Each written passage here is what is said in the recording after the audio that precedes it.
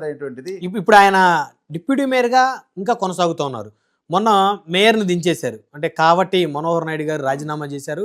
ఎవరైతే కోవెలమూడి నాని గారు టీడీపీ నేత, సో ఆయన మేయర్గా ప్రస్తుతం ఉన్నటువంటి పరిస్థితి. మరి డిప్యూటీ మేయర్ని ఎందుకు దించలేకపోయారు? అంటే ఏమన్నా లోపాయకార ఒప్పందమా డిప్యూటీ మేయర్ గారి కన్నా మీ పార్టీకి గుంటూరులో? అంటే మా పార్టీ పరంగా ఎటువంటి లోపాయకారితనం ఉండేటువంటి క్వశ్చనే లేదు. పార్టీ చాలా సీరియస్గా ఉంటుంది. వైసీపీ పార్టీతో లోపాయకార ఒప్పందాలు పెట్టి రాజకీయ భవిష్యత్తే క్లోజ్ అయిపోయింది. మరి అలాంటప్పుడు మేయర్ని దించారు, డిప్యూటీ మేయర్ని ఎందుకు దించలా? అంటే ఆయన రాజీనామా చేశాడు. జనరల్గా నైతికంగా బలం లేదు, మీ పార్టీలో గెలిచినప్పటికి కూడా మీ విధానాలు నచ్చకో జరుగుతున్న పరిస్థితిని బట్టో మీ పైన ఒక అవిశ్వాసం వచ్చేసింది. లోకల్గా జరిగినటువంటి స్టాండింగ్ కమిటీ ఎన్నికల్లో మీకు పూర్తిగా మెజారిటీ పోయింది. 5కు 5 ఎన్డీఏ కూటమి అభ్యర్థులు గెలిచారు.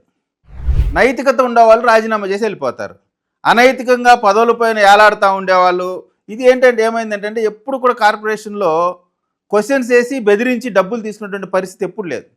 మొన్న 5 సంవత్సరాలు స్కూల్స్ మీద, హాస్పిటల్స్ మీద, లేదా కన్స్ట్రక్షన్ చేసే వాళ్ళ మీద క్వశ్చన్ కౌన్సిల్ వేయటం, దాన్ని వివాదం చేయటం, మున్సిపాలిటీ వాళ్ళని పంపించడం, కిక్ బ్యాక్స్ ఎత్తుకోవటం, ఇటువంటి అనేకమైన దోపిడీ రిఫ్లెక్షనే కదా ఇప్పుడు వాళ్ళకు వచ్చిన రిజల్ట్. సో ఇక సచిన పవన్ పద్దాగలు చంపడం ఎందుకు, వాళ్ళు ఎట్టా చచ్చిపోయారు.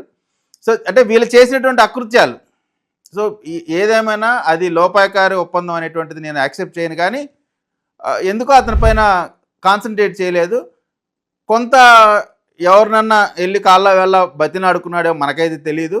అయితే పార్టీ పరంగా లోపాయకారి ఒప్పందం అనే సమస్య ఉండదు.